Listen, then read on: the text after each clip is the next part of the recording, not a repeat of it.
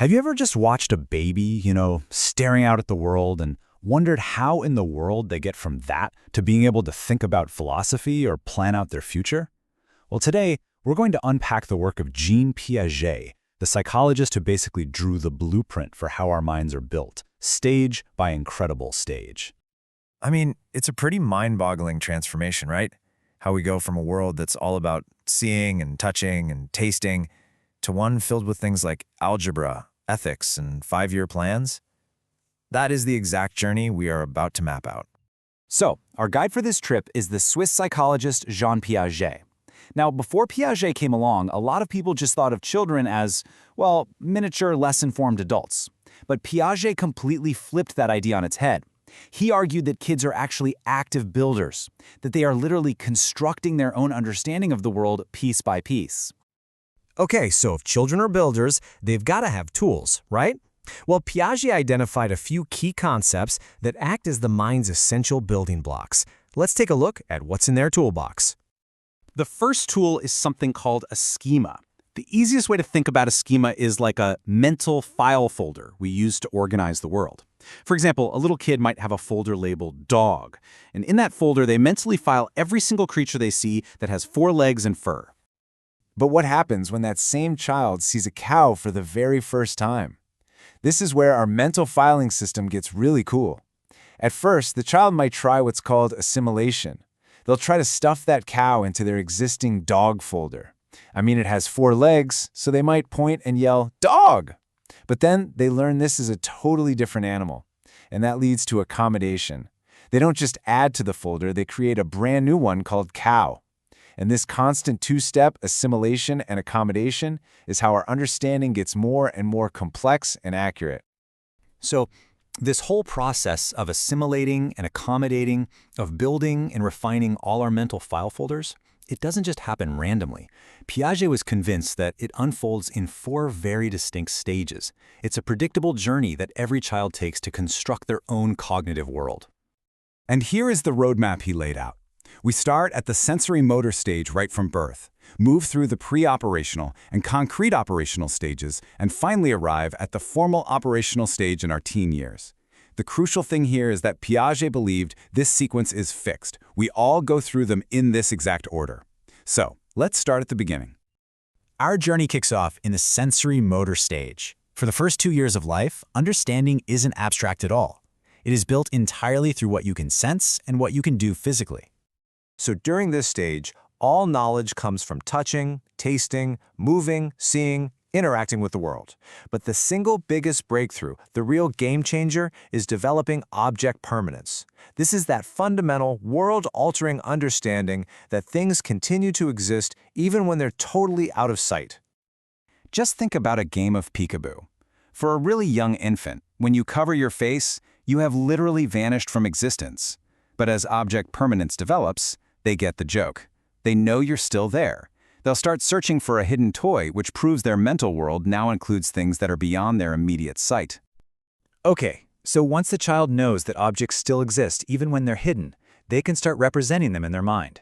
And that ability unlocks the next big phase, the pre-operational stage. This is where their world just explodes with symbols and language, but their thinking isn't quite logical. Not yet. A key feature here is egocentrism. And we're not talking about being selfish. It's the genuine difficulty in seeing a situation from someone else's point of view.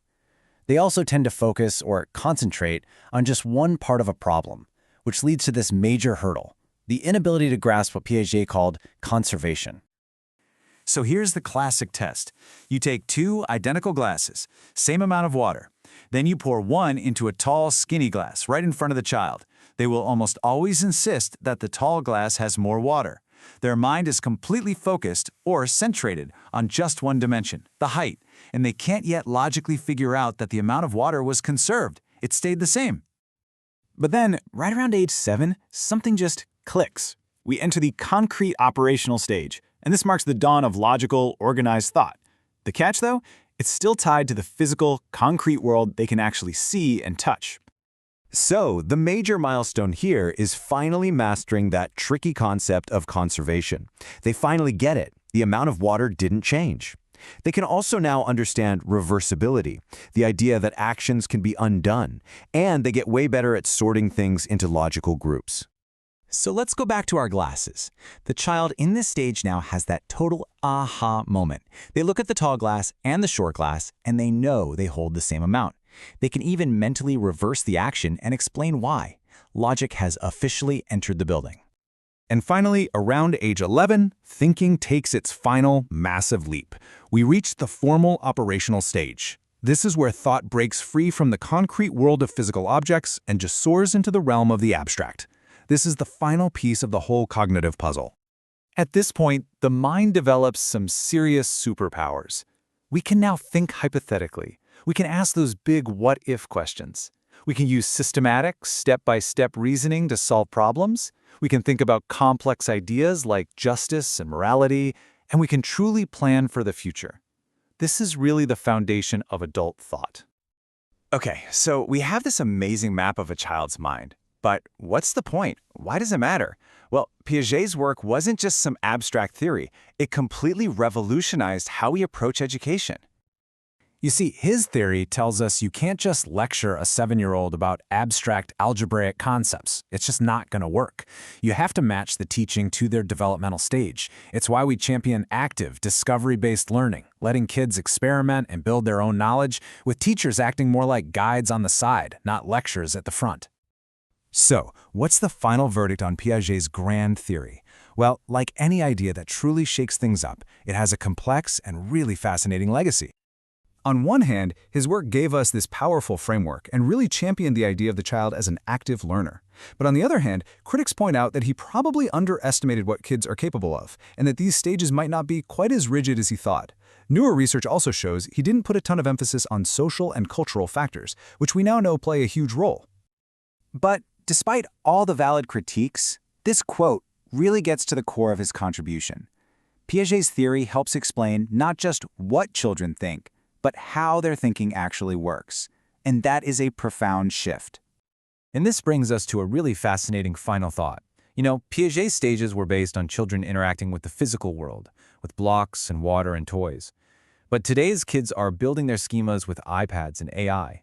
So how might that change the very tools they use to construct their reality?